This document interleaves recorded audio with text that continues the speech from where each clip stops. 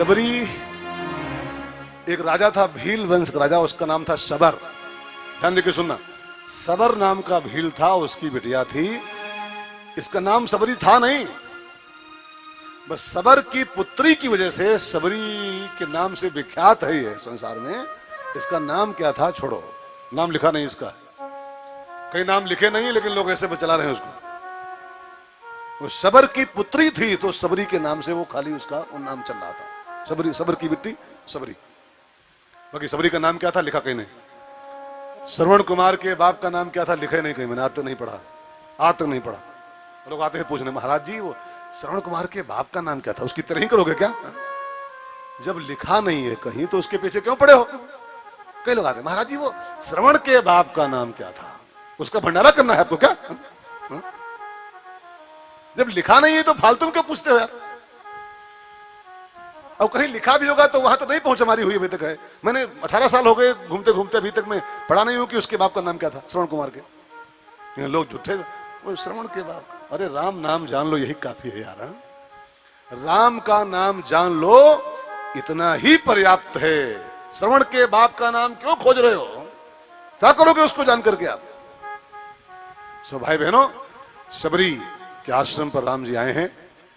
सबरी की बड़ी प्यारी कथा है। जब सबरी शादी के लायक हुई, ये बचपन से ही भगवान के भजन में डूबी हुई थी, राम राम में डूबी थी बचपन से।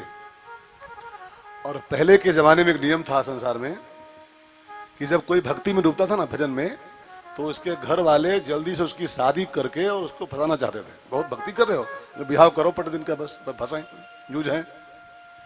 जब सबरी को देखा राम राम करते हुए तो उसके पापा ने उसकी जल्दी शादी तय कर दिया। और शादी का दिन मुकर्रर हो गया। बारात आने वाली है कल सवेरे, कल सुबह। एक दिन पहले की बात, ध्यान देके सुनना। सबरी मैया द्वारे पर आई शादी के एक दिन पहले, तो क्या देखती है, उसके पापा जी 300-400 बकरी मोल लाए थे, उसे द्वारे पर बांध रहे थे। तो सबरी ने अपने पापा से पूछा, पापा ये सब क्या है, इतनी बकरी क्यों लाए हो? कहा, बेटी कल तेरी शादी है, बारात आएगी, तेरी बारातियों के लिए सब काटे जाएंगे और मांस बनेगा तो बाराती खाएंगे, तेरी शादी होगी तुमने घर जाएगी। सबरी को लगा कि शादी मेरी हो और कटे बकरी, इस शादी को लानत। जिस शादी में हिंसा हो शादी है, जिस धर्म में हिंसा हो वो धर्म है। आज आप लखनऊ में देखी जाके मारे सब मारे।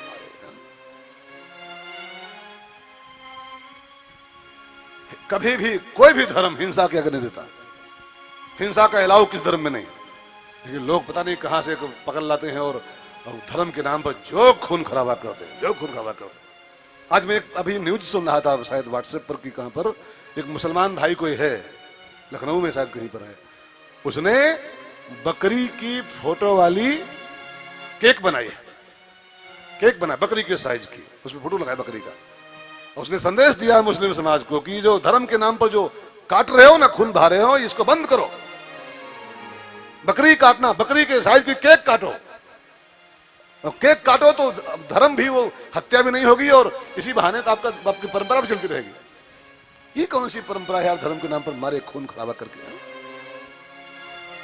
मैं आज भी पढ़ा, एक मुसलमान ने ही ये मैसेज समाज को दी। आपने भी शायद पढ़ा हो, अकेले में नहीं पढ़ा हो। मुस्लिम ने वो बना के बकरी के साइज का वो केक और समाज को प्रेरणा दी है कि वो मत काटो, ये काटो, काटना है तो। हाँ, बकरी के साइज का केक काटो, आप भी खाओ, पूरे समाज को खिलाओ, किसी की जान मत लो धर्म के नाम पर। हाँ?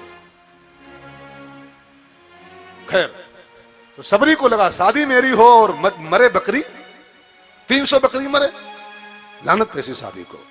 और सबरी मैया ने, रात आई, कल बारात आने वाली है, एक रात पहले की बात। रात जब हुई, जब सब सो गए घर के लोग, सबरी चुपचाप उठी और द्वारे पर आई और सारी बकरियों की रस्सी खोल दी। जाओ भागो, मौज करो, भागो, ऐश करो सब लोग। और सारी बकरियां सबरी ने भगा दी खोल करके। अब हुआ, सबरी को हुआ कि अगर मैं नहीं भागी, बकरी तो भाग गई, अगर मैं नहीं भागी तो शादी तो होगी, और शादी होगी कल सवेरे तो बकरी फिर आ जाएंगी, बकरियों में क्या फिर आ जाएंगी मोल। इससे बढ़िया ये है कि ना रहे बांस और ना बजे बांसुरी, ना रहे सबरी, ना होए शादी, और न कटे बकरी।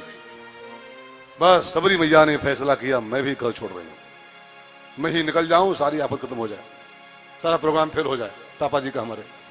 और मैया सबरी ने भी घर त्याग कर दिया, भागी रात में ही सबरी मैया। भागते भागते भागते भागते भोर होने के पहले पहले पंपा सरोवर कर्नाटका के आसपास है, वहां पहुंच गई, मतंग ऋषि का आश्रम। 4 बजे पहुंच गई सबरी कर्नाटक के आसपास, और देखा मतंग जी का आश्रम है, हजारों महात्मा लोग बैठे, कोई ध्यान कर रहा है, कोई योग कर रहा है, कोई यज्ञ कर रहा है, कोई माला कर रहा है। सबरी को लगा ये जगह बढ़िया है, यहां रह जाऊं तो संतों की सेवा हमसे होती रहेगी। लेकिन फिर लगा सबरी को कि ये संत हमारी सेवा लेंगे नहीं, ये सब पवित्र महात्मा है, शुद्ध विशुद्ध महात्मा है, और मैं जाति की भिलनी हूं। हमारी इतनी गंदी जाति है कि परछाई पड़ जाए तो लोग नहाना पड़ता है लोगों को, हमारी सेवा महात्मा लेंगे नहीं है। जो जात पूछेंगे बताऊंगी भिलनी, हमको भगा देंगे सब। तो सबरी मैया ने छिप छिप करके महात्माओं की सेवा करना शुरू किया। लिखा है कथा में कि वो दिन भर झाड़ियों छिपी रहे, और जब रात को महात्मा सब सो जाएं, सारे महात्मा लोग, तब सबरी मैया झाड़ियों के बाहर निकले 11 बजे रात में, और झाड़ू उठाए, सारे महात्माओं का द्वार बुहार दे, सारे महात्माओं के द्वारे पर गोबर से लीप दे, सबके रास्ते बुहार दे, नहाने वाले जाने वाले, आने वाले जाने वाले। और ये सब करते करते रात भर सबरी को लग जाए, और 4 बजे सबरी फिर झाड़ी में घुस जाए। अब महात्मा सवेरे सो के उठे तो देखें वो सेवक कोई नहीं है, और सेवा सब हुई पड़ी है, सबके द्वार लिपे पड़े हैं, सबके द्वार बाहर बुहारे पड़े हैं, सब रास्ते चमाचम है, कौन सेवा कर रहा है। तो सबरी मैया को मतंग जी ने पकड़ लिया। एक दिन रात को उठ पड़े वो 1-2 बजे, देखा एक 18-20 साल की लड़की है और द्वार बुहार रही है, गोबर से लीप रही है। मतंग ने पीछे से आवाज दी, बेटी कौन है तू। मतंग को जब देखा पीछे से आए हुए, तो सबरी मैया को लगा अब मेरी सामत आ गई है। जो जानेंगे महात्मा जी भिलनी मेरा द्वार लीप रही है, इसकी परछाई भी शुद्ध होती है, ये श्राप देंगे हमको भी, भस्म कर डालेंगे हमको भी। तो सबरी मैया ने झूठ नहीं बोला, बाबा मैं भिलनी हूं, मेरी कौम बड़ी गंदी है, लोग मेरी परछाई से बचने की चेष्टा करते हैं। मेरे मन में आपकी सेवा का भाव था, इसलिए मैं छिप छिप की सेवा कर रही थी। अगर नहीं कराना है, सेवा नहीं मंजूर है, तो डांटना मत गुरुजी, श्राप मत देना, मैं आज के बाद नहीं आऊंगी। मतंग मुनि की आंखों में आंसू आ गए। उन्होंने कहा बेटी तेरी जात भले गंदी है, लेकिन तेरे अंदर जो तत्व है बड़ा शुद्ध विशुद्ध है वो। और हम महात्मा हैं बेटी, हम महात्माओं का जाति से कोई संबंध नहीं होता है। ध्यान देना, परमात्मा और महात्मा ये 2 ऐसे तत्व हैं, परमात्मा और महात्मा, जिनका जाति से, कास्ट से, बिरादरी से कोई सरोकार नहीं होता है। अगर कोई महात्मा और जाति देखता है किसी की, साधु है और कास्ट पूछ रहा है, इसका मतलब है कि कुछ मामला गड़बड़ है। साधु और जाति, महात्मा का किसी जाति से कोई संबंध नहीं होता। जात पात पूछे नहीं कोई, हरि का भजय सो हरि का होई। भगवान मतंग जी ने कहा बेटी हम महात्मा हैं, हमारा जात से क्या मतलब, तू किसी भी कास्ट की हो तो बड़ी शुद्ध आत्मा है तू, और आज के बाद तुझको अब छिपना नहीं बेटी। आज से मतंग तेरा पापा है, पिता है तेरा। मैं तुझको कल सुबह दीक्षा दूंगा राम नाम की, और तेरी कुटी बनाऊंगा अलग से अपने आश्रम के कोने में। भोर हुआ, मतंग बाबा ने सबरी को राम की दीक्षा दे दी, राम मंत्र की। और आश्रम के कोने में, बड़ा आश्रम रहा होगा 5-6 एकड़ का, एक कोने में कुटिया बनवा दी सबरी के लिए, इसी में रहो बिटिया, राम राम जपो, महात्माओं की सेवा करो। अब सबरी मतंग के आश्रम में जगह पा गई। मतंग जी की थोड़ी थूथू भी हुई, आसपास के पड़ोसी महात्मा लोग थोड़ा बुराई भी किए, बुद्धि भ्रष्ट है, जवान लड़की को आश्रम में रखे हैं, फला फला, थोड़ी निंदा भी हुई। लेकिन मतंग मैंने जानते क्या होता है, मतंग का हिंदी अर्थ क्या होता है जी? है? मतंग माने क्या होता है भाई साहब? हे भगवान का हुई, मतंग माने क्या होता है? भौरा, भौरा क्या होता है? नहीं, मतंग तो यार हिंदी शब्द है ये।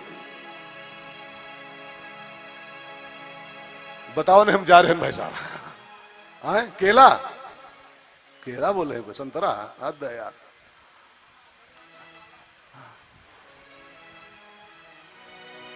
बोलो बोलो, उन्होंने हम गए। मतंग माने ऊपर, मतंग माने होता है हाथी। हाथी। मतंग ने कहा बेटी थू थू हो रही होने दे, मैं हाथी हूं। मतंग माने हाथी होता है, और हाथी कभी कुत्तों के भौंकने की परवाह नहीं करता है। मैं शुद्ध हूं, मेरी सबरी शुद्ध है, तू मेरी पुत्री के समान है, और दुनिया चाहे जो कहे कहे, उसकी मुझको इसकी परवाह नहीं। तो आराम से मेरे आश्रम में रहो और राम का नाम का जप करो, दुनिया जो बोले बोले। मतंग माने हाथी, और हाथी माने कुत्तों के भौंकने की परवाह जो बिल्कुल न करे, उसी को हाथी कहते हैं। सबरी मतंग के साथ बहुत दिन रही, खूब राम राम जाप किया। एक दिन मतंग जी ने जब मरने का उनका दिन आया तो सबरी से बोला कि कहे बेटी आज मेरा कागज पूरा हो गया है, मैं जा रहा हूं, लेकिन एक आशीर्वाद देके जा रहा हूं तुझको। जिस राम को मैंने जिंदगी भर तलाश किया, ढूंढा, नहीं पा सका, बिना पाए जा रहा हूं, राम को नहीं पा सका मैं। मेरा आशीर्वाद है कि वही राम जिसको बड़े बड़े ढूंढ रहे नहीं पा रहे हैं, वही राम तुझको ढूंढते हुए तेरी कुटिया पर आएंगे, और तुझको अपनी कुटिया पर बैठे बैठे राम जी मिलेंगे। मेरा आशीर्वाद। अब इतना बोल के मतंग जी का तो देह पूरा हो गया। ये सबरी अपने गुरु के वचनों को पकड़ ली। मेरे गुरुदेव ने कहा है राम आएंगे तो राम को आना ही पड़ेगा। और सबरी मैया नियम बना ली, रोज रास्ता बुहार दे, रोज चौका लगाए कुटिया में, रोज पत्तों का बिछोना बिछाए, पत्तों का। वहां डबल बेड कहाँ था यार, स्लीप वेल कहाँ पाती, डलप कहाँ पाती वहां। वो पत्ता बिछाए, घास बिछाए, और जंगल से फल ले आए, और राम जी का भोग लगाऊंगी इससे, और देहरी बैठ के और राम जी की प्रतीक्षा करे, अब आते होंगे, अब आते होंगे। सूर्यास्त हो जाए जब, तो सबरी को एक बात लगे कि चलो कल आ जाए, आज कहीं अटक गए होंगे, कल पक्का आ जाएंगे। फिर सवेरे उठे, फिर रास्ता बुहारे, चौका लगाए, पत्ता बिछाए, फिर फल ले आए, फिर बैठ जाए, अब आते होंगे, और जब सूर्यास्त हो जाए कल पक्का आ जाएंगे। ऐसे कल पक्का, कल पक्का, कल पक्का करते करते 10,000 साल बीत गए, 10,000 ईयर्स। सबरी की देह बुढ़ी हो गई, सबरी की काया जर्जर हो गई, चमड़ी उसकी लटक गई, सब आंखें गड्ढों में चली गई, लेकिन सबरी का इंतजार नहीं बुढ़ा हुआ। उसकी प्रतीक्षा नौजवान की नौजवान बनी हुई है। कमर झुक गई, लेकिन ढुके ढुके जाए, और सबरी रास्ता बुहार डाले, पत्ता बिछा दे, चौका लगा दे, और फल ले आए जंगल से कुछ, और बैठ के देहरी पर प्रतीक्षा करे, मेरे राम जी कब आओगे, ठाकुर जी कब आओगे। और सबरी मैया राम को पुकार रही है। सब लोग गाओ। रामा रामा रटते रटते बीती रे उमरिया, रामा रामा रटते रटते बीती रे उमरिया, रघुकुल नंदन कब आओगे, रघुकुल नंदन कब आओगे, सबरी की नगरिया, रामा रामा रटते रटते गाइए गाइए उमरिया, रामा रामा रटते रटते बीती रे उमरिया।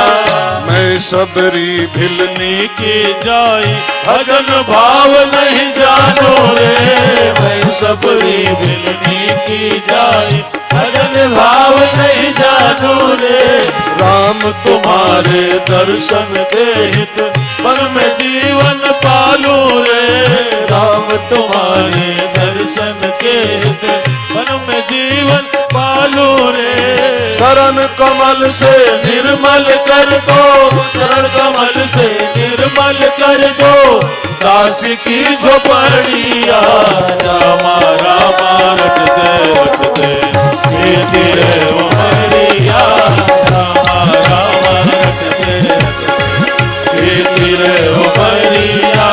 रघुकुल नंदन कब आओगे, रघुकुल नंदन कब आओगे, भिलनी की बगरिया, रामा रामा रटते रटते बीती रे उमरिया, रामा रामा रटते रटते बीती रे उमरिया, रामा रामा रटते रटते, रामा रामा रटते रटते, रामा रामा रटते रटते। एक बड़ी बड़ी शहर है साहब, जो उस सांवरे को सदा ढूंढता है। ध्यान देकर सुनिएगा, जो उस सांवरे को सदा ढूंढता है, एक दिन उसे सांवरा ढूंढता है। सबरी जिंदगी भर राम की प्रतीक्षा की और आज राम सबरी का पता पूछते हुए महात्माओं से पता पूछ रहे हैं, मेरी सबरी माँ का आश्रम कहाँ बना हुआ है, उसकी कुटिया कहाँ बनी है। महात्माओं से सबरी का एड्रेस लेते हुए राम जी आगे बढ़ रहे हैं और सबरी के आश्रम पगुधारा सबरी देखी राम गृह आए, मुनि के वचन समुझिजिय भाए। मेरे गुरुदेव का आशीर्वाद आज फलीभूत हो रहा है। मेरे गुरुदेव ने कहा था राम आएंगे, राम को आज आना पड़ गया। सबरी दौड़ी और दौड़ करके सबरी परी चरण लपटाई, कुटिया में लाई है, पत्तों का आसन लगाया ही था पहले से, बैठाला राम जी को। अब सबरी का मन है कि राम जी के पांव धोऊं, पग धोऊं, लेकिन पग धोने के लिए 2 आइटम चाहिए, थाली और लोटा चाहिए होता है। लेकिन सबरी तो इतनी निष्प्रह थी कि उसके पास कुछ था ही नहीं, न थाली है न लोटा है, तो पांव कैसे पखारे। तो सबरी माँ ने एक स्पेशल पद्धति का चुनाव किया। जानते क्या किया? उसने अंजलि बनाई हाथ की, राम जी से कहा प्रभु थाली में रहन नहीं है, इसी में पांव रखो अंजलि में। राम के पांव रखाए, अपना माथा राम के पैरों में धर दिया और जो आनंद के आंसू उसकी आंखों से बहने शुरू हुए, गंगा जमुना की धार बहनी शुरू हुई। तो अंजलि की थाली में आंसुओं के पानी से भगवान राम के चरण सबरी माँ ने पखारे। फिर फल का मौसम रहा होगा, बेर लिखे हो के नहीं है, लेकिन लोग बेर कहते हैं, मान लो बेर है, बेर नहीं लिखे कहीं पर, लेकिन लोग कहते हैं सबरी बेर लाई थी, मान लो बेरे लाई थी, ये तो फलम समर्पयामि, तो बेर रहा होगा। अब लिखा नहीं यार, मैं क्या कहूं, लोग कहते हैं, तुम कहते हैं, लिखा है कंद मूल फल सुरस अति दीन दिए राम कहवान। बेर लाई सबरी मैया दोने में, राम जी से कहा प्रभु बेर का ही मौसम है, फल भोग लगाओ। तो भगवान ने कहा सबरी माँ सारा संसार पहले मुझको भोग लगाता है तब प्रसाद खाता है मेरा जूठा, लेकिन आज मैं सारी परंपरा पलटने आया हूं, सारे नियम पलटूंगा मैं आज सबरी भोग लगाएगी और राम उसका प्रसाद पाएगा। अरे मैया बेर है, कोई खट्टा उट्टा हो गया तो हमारा सब मूड खराब हो जाएगा, चक के खिलाओ, मीठे मीठे दो। अब सबरी मैया बेर उठाए, पहले खुद काट के खा ले, और जब मीठा हो, प्रभु ये बड़ा मीठा है, प्रभु वेरी स्वीट, इसको आप लो। बस राम सबरी के भाव को देखें और उसके लार में सने बेर प्रभु राम ने पाना शुरू किया, बारंबार बखान। देखो ये सब प्रेम की बात है, इसको जान नहीं पाएंगे। एक मैंने कथा पढ़ी थी, रामकृष्ण परमहंस काली माँ के पुजारी कलकत्ता में, जब रसोईया थाली लाए ना, रसोईया भंडारी भोग की थाली, तो रामकृष्ण बाबा मंदिर कोने में बैठ जाए लेके थरिया हुआ है, और बैठ के पहले खा लें थोड़ा थोड़ा सब कुछ, और तब डालें तुलसी की पत्ती, लगाएं भोग। अब कोई सिक्योरिटी देख लिया उस एक दिन की बाबा ये पगला है, ये पहले खुदे खा लेता तब भोग लगाता माता जी का। अब गई कमेटी में शिकायत ट्रस्ट में कि पागल पुजारी है ये, पहले थाली आती है खुद खा लेता है तब भोग लगाता है, पगला है। अब बैठी मीटिंग ट्रस्ट की, हाजिर हुए रामकृष्ण को बुलाया गए, हाजिर हो पागल पुजारी, मैंने खबर पाई है तो पहले खुद खाता है थाली में से तब भोग लगाता है, पागल है तू। रामकृष्ण ने कहा पागल कैसे हूं यार, अब पहले सीख लेता हूं कि सब्जी में नमक तेज तो नहीं है, दाल तो नहीं कड़वी है, पहले खुद खा लेता हूं, चीख लेता हूं, बढ़िया माल होता तो लगाता हूं भोग, इसमें कौन पागलपन इसमें क्या है। जब सबरी माँ चीख लगाती थी भोग तो मैंने लगा दिया, क्या खराबी कर दिया। लेकिन कमेटी की उल्टी खोपड़ी कहां समझने वाले, रामकृष्ण परमहंस बर्खास्त, नौकरी से बर्खास्त। आप जानते हैं रामकृष्ण चले गए, उनको क्या फर्क पड़ता था। उसी दिन से काली माता ने भोजन करना बंद कर दिया। एक इतिहास है अभी जल्दी का, काली माता की मूर्ति के गाल धसने शुरू हो गए, उनके सब हड्डियां पसलियां सब चमकनी शुरू हो गई, माता अनशन बैठ गई, मूर्ति भोजन नहीं कर रही है, दूसरे पुजारियों का हाथ का भोजन नहीं कर रही है। तब जो रासमणि रानी थी जिसका मंदिर बनवाया हुआ है वो पूजा करने देखा, सब माता जी के गाल बैठे हुए हैं, सब पसलियां चमक रही, हड्डियां चमक रही।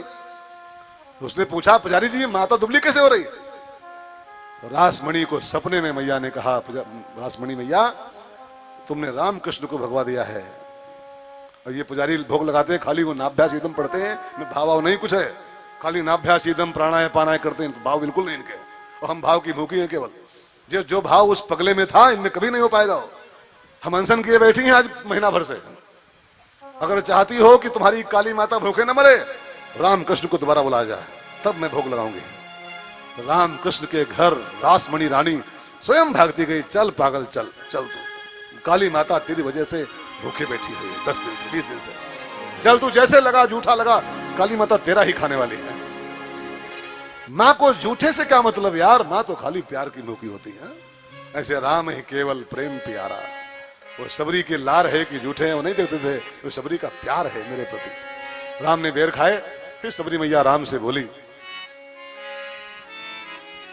कि विधि स्तुति कराऊं तुम्हारी, कहीं विधि स्तुति कराऊं तुम्हारी, अधम जाति में जड़मत भारी, अधम जाति में जड़मत भारी, अधम ते अधम अधम अति नारी, अधम ते अधम अधम अति नारी, इन महमय मते मत हारी, इन महमय मते मत हारी। एक बात में कहूं मैं बहनों, सबरी मैया अपने को अधम ते अधम अधम अति बोल रही है। अधम ते अधम अधम अति, इस वाक्य को सुन के यह अर्थ मत करना कि सबरी अधम थी। ये सबरी का दैन्य है, सबरी की दीनता है खाली ये कि अपने को अधम ते अधम मान रही है। अच्छा ये बताओ, सूरदास लिखे हैं मौसम कौन कुटिल खल कामी। सूर कुटिल थे, सूर कामी थे, सूर खल थे। ये महात्माओं का दैन्य होता है, अपने को अधम अधम अधम सिद्ध करना चाहते हैं खाली। गोस्वामी जी कहते हैं मतिमंद तुलसीदास हूं। मतिमंद है आदमी है। अरे जिस एक आदमी की किताब पढ़ के करोड़ों पंडित अपना परिवार पाल रहे हैं, करोड़ों पंडित। ये तुलसी ना होता, इसकी पोथी ना होती तो हम लोग भूखे मर रहे होते। रमेश भाई से लेके लाखों पंडित। सोचो आप, जिस एक आदमी की पुस्तक के कारण करोड़ों पंडित अपने परिवार का भरण पोषण कर रहे हैं, वो मतमंद है, मतमंद है। लेकिन ये उसकी उसकी उसका दैन्य है ये तुलसी का। हम लोग मानते हैं वो तुलसी तो मतमंद थे, मतमंद थे, लाखों पंडितों के फूफा है, हम सबके पालक है, वो पालक है। न होते तो हम लोग मर रहे होते यार। सासी में झूठ कर रहा हूं क्या? लाखों पंडित भूखे मर रहे, लाखों पंडित इस युग आके हम लोग पेट पाल रहे हैं अपना। झूठ नहीं कर रहा हूं जरा भी मैं, वो मतमंद है, ये उसका दैन्य है। ऐसे सबरी अधम अधम बोल रही है, अधम नहीं है। सबरी परम पवित्र है, जिसकी लार में सने बेर राम ने खाए हो, वो अधम हो सकती है यार? वो पंडितों की पंडित है। सबरी मैया ने जब कहा मैं कैसे वंदना करूं, मुझे कोई आता नहीं है, तो राम जी ने कहा मैया मुझे तो आता है। ऐसा करते हैं, आज सबरी की वंदना मैं करूंगा, बैठो। सारा संसार मेरी वंदना करता है, धगत धगत धगत ज्वला ललाट पट्ट पाव के, आज मैं तुम्हारी करूंगा। और मैया ने बैठाल के सबरी मैया को राम जी ने उसकी वंदना करते हुए उसको 9 प्रकार की भक्ति का ज्ञान दिया है। नवधा भग, आखिरी चैप्टर, बस 2 मिनट लेट तो हो रहा है, लेकिन मैं क्या करूं राम, मुझे बुद्धा मिल गया है। अभी घड़ी तो भागती रहती है, हम क्या करें, कथा कितने भगाए हम, कुछ तो बोलना ही पड़ेगा। नवधा भगति, ये सबरी की वंदना है राम जी के द्वारा गाई। मैया सबरी ने पूछा नहीं था हमको सुनाओ, वो जब बोली मैं वंदना कैसे करूं आपकी, मुझे कुछ आता नहीं है, तो राम ने कहा मैं तुम्हारी करूं, बैठो। और नवधा भगति कहूं तू पाही, नवधा भगति कहूं तो पाही, सावधान सुनो मन मारे, सावधान सुनो मन मारे। प्रथम भगति संतन कर संगा, प्रथम भगति संतन कर संगा, दूसरी रति मम कथा प्रसंगा, दूसरी रति मम कथा प्रसंगा, गुरुपद पंकज सेवा, तीसरी भगति अमान, चौथी भगति मम गुण गण, करे कपट दजिगान, मंत्र जाप मन दृढ़ विश्वासा, पंचम भजन सुवेद प्रकाशा, चतुर्दम शील विरति बहु कर्मा, निरत निरंतर सज्जन धर्मा, सातों सम मोहि भय जग देखा, होते अधिक शर्त कर लेखा, आठव जता लाभ संतोषा, सपने नहीं देखे भय दोषा, नवम सरल सब सन चलहीना, भरोस ही हर्ष नदीना, नवम हुए कौ जिनके होई, हरि पुरुष सचराचर कोई। राम जी ने कहा मैया 9 भक्तियां मेरी हैं, 9। और 9 की बात नहीं राम जी कर रहे हैं, 9 एकौ जिनके होई, 9 सुन लो खाली, अगर एक भी धारण कर लोगे तो राम जी एक एफिडेविट दिए हैं, सोई अतिशय प्रिय भामिन मोरे। तो मेरी विनती है आज अंतिम चरण में, बस 2 मिनट में 9 भक्तियां सुन लो ध्यान देके, 2 मिनट में बताऊंगा एक लाइन में। एक कोई आज से ही पकड़ लो, एक, अगर राम का प्रिय बनना चाहते हो, और खाली घंटी हिला के ऐसे जूझना चाहते हो जूझो, खाली घंटी हिला के और चंदन घिस के जूझना चाहते हो तो जूझते रहो सही बात। अगर राम का प्रिय बनना चाहते हो तो राम जी कहते हैं 9 एक तो होना ही चाहिए, एक होना चाहिए, तब मेरे प्रिय हो पाओगे। अब मैं इसलिए ध्यान देना चाहता हूं, आपका दिलाना चाहता हूं, इसमें घंटी कहीं पर आती ही नहीं है। जिसको भक्ति आप माने बैठे हो कि नहाए ले, धूप जलाए दो और घंटी हिलाए दो, भक्ति हो गए, इस 9 में से इसका कहीं पर जिक्र नहीं आता। इसको आप माने बैठो भक्ति है, ये भक्ति है ये नहीं, है ये नहीं। अगर है तो इसमें ढूंढो कहां पर लिखी है धूप बत्ती और घंटी, ढूंढ के दिखाओ कि धूप बत्ती और घंटी जगदीश हरे भक्ति कहां पर लिखी है। राम जी बोले लिखिए, नोट कीजिए एक को पहले, इसमें से एक करोगे तब राम के प्रिय हो पाओ, इसमें से एक। भक्ति नंबर 1, लिसन टू मी, संतन कर संगा, संतों का संग प्रथम भक्ति।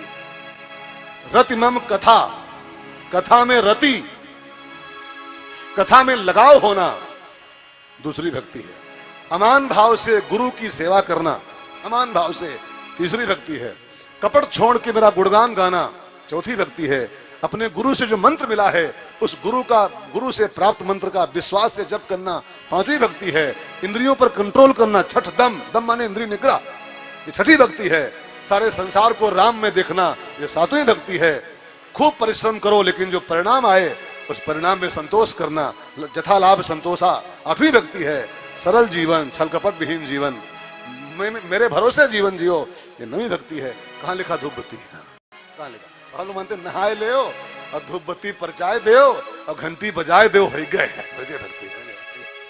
कितना भूल में जी रहा आदमी, कितना भूल में जी रहा है। निंदा नहीं कर, आर्य समाजी नहीं हूं मैं, लेकिन यार जो लिखा है उसको मानना पड़ेगा। संतों का संग करो, प्यार से कथा सुनो, गुरु के चरणों की सेवा करो, कपट छोड़ के गुणगान गाओ, प्रभु के मंत्र जाप करो, इंद्रियों पर, ये सब भक्तियां हैं। इनमें से कोई एक जो करेगा वो राम का प्रिय हो पाएगा। फिर भगवान राम ने अंतिम बात बची है, सबरी मैया से पूछा, मैया मेरी जानकी कहाँ है, उसके बारे में कोई बता पाओगी? तो सबरी ने कहा, प्रभु जी मैं तो नहीं बता पाऊंगी, लेकिन एक मेरे पास वो है, बाया। बाया होता ना, बाया, बाया माने डॉक्टर क्या बोलेंगे? बाया, वाया है कि बाया, बाया सीतापुर, बाया लखीमपुर, बाया, बाया माने क्या होता है? हाँ विकल्प, विकल्प। मेरे पास डायरेक्ट व्यवस्था नहीं है इस चीज की, मेरे पास एक बाया है, विकल्प। यहां से आप आगे बढ़ोगे, एक पहाड़ है ऋषिमुख, उस पहाड़ पे एक बानर रहता है सुग्रीव, बाली की त्रास कपीस बसे, उसका बड़ा भाई उसको परेशान किए हुए। आप जाके सुग्रीव की हेल्प कर दो, उसका राज्य उसको दिला दो सुग्रीव को, तो वो बानरों की सेना के साथ आपका दास बन जाएगा। और करोड़ों बंदर जब लग जाएंगे जानकी की खोज में, तो जो काम महीनों में होना है वो काम मिनटों में हो जाएगा। जब अरबों बंदर, पदुम 18 जूथब बंदर जब रिसर्च में लग जाएंगे तो जल्दी काम आपका हो जाएगा। तो आप सुग्रीव से मैत्री करो, आगे बढ़ करके वो आपकी बड़ी हेल्प करेगा। राम जी ने कहा जाऊं? कहा भी नहीं। कहा अरे 9:40 हो गया। कहा नहीं थोड़े दो, 1 मिनट और सही, अभी नहीं जाओगी। क्या मतलब? तो सबरी बोली पहले मैं जाऊंगी, अब फिर तुम जाओगे। तुम कहां जाओगी? कहा देखो कहां जाऊंगी। और सबरी मैया ने लगाया पद्मासन, राम के पैरों के पास बैठी, योगाग्नि का आवाहन किया, उसकी देह में योगाग्नि प्रकट हो गई और सबरी मैया भस्म बन करके राम जी के पैरों में प्रवेश कर गई कि ठाकुर जब से भरत जी आपके खड़ाऊ मांग के गए हैं, आपके चप्पल मांग के ले गए भरत जी, मेरा प्रभु नंगे पांव चल रहा है जंगल में, अब सबरी मैया आज से आपके चप्पल बन रही है, अपनी सबरी को पहन लो, अब आगे आगे बढ़ो यहां से। तो सबरी मैया हरिपद लीन भय, भगवान के पैरों में चप्पल बन के सबरी मैया प्रवेश कर गई और फिर सबरी को पहन के राम जी आगे बढ़े। आगे चले बहु रघुराया से किष्किंधा